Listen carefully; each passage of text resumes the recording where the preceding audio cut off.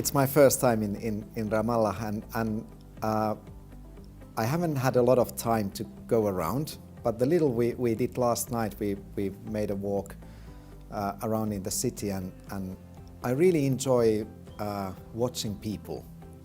And I like the fact that there's a lot of people on the streets. So you see different kind of people. I enjoy thinking that where are they coming from, where are they going, what do they do for a living, and so on. So it's definitely a lively city and beautiful. I like people, and I like to think who they are and what are they doing, and you can see a lot of people. It's nice, the street life.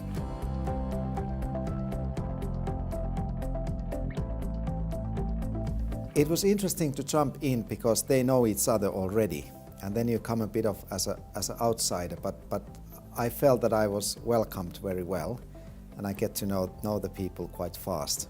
I think the discussions were really good, like high quality. They were intellectual, which is a good thing. They were good arguments and reasoning and background information, and I think we came up with a certain consensus and common understanding of many things.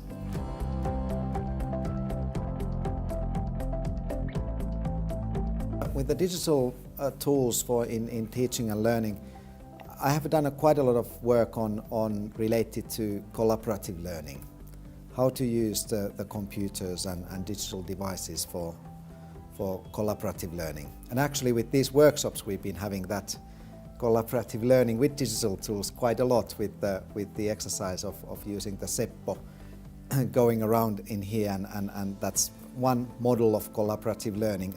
As a team you solve the problems and compete against the other teams. Also, I think these practices of collecting images together and then looking them from the one screen together, it's a one form of collaborative learning.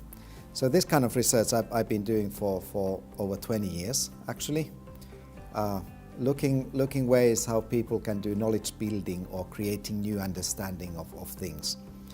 Recently, anyhow, we've been more working topics related to self-regulated learning and reflection, that how the digital technology may help people to reflect on their learning. There's a lot of research of this fast thinking and slow thinking, and I think that our life is far too much about fast thinking, and computers and mobile phones are driving us even more to the fast thinking than before.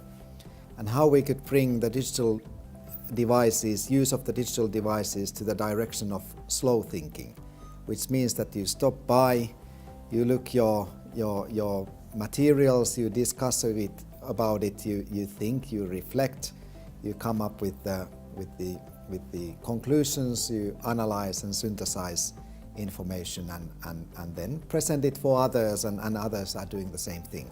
So this kind of reflection, and on the other hand also this self-regulation, that I'm able to turn off my phone in a certain time because I need to reflect, or I turn off all the social media and just look my doings, what I've been taking notes or writing down with the devices, but how the devices may support this kind of slow thinking rather than reacting immediately on things.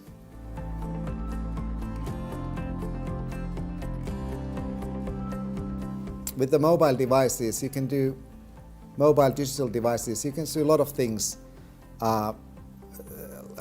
in this direction, that you bring the school out of the world. You can do interviews with those devices, you can take pictures, you can bring things, the students on their field trips back to the school for this slow thinking, again discussing about them. As we did with this workshop too, we went to the school visit, and then we took pictures, and we came back in here and were reflecting on them in this classroom situation. So those were the techniques we were using, actually using quite a lot of the digital tools in this workshop in these last 3 days.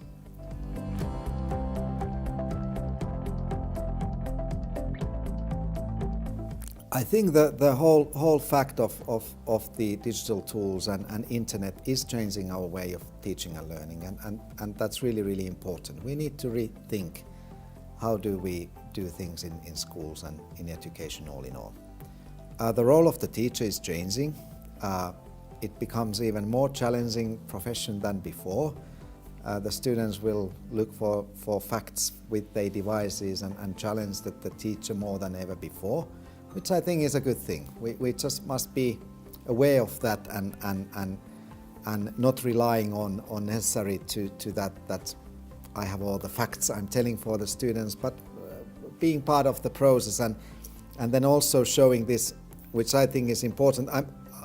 I'm strongly on that opinion that subject matter or the content knowledge and understanding is important for teachers. They are not only supervising learning without knowing the things themselves, because they are role models to those disciplines and sciences as well. So the math, when you are teaching math, you should give a role model what is a mathematician. Or when you teach science, you should show for the students that what is it to be a scientist, how the scientists think. Or same with the social sciences or whatever topic, biology. You act as a researcher and give a role model for the children that this is how these professionals work, and we try to get into the same working practices of studying these topics. So it is changing, but these processes of doing things becomes more important than transferring the information.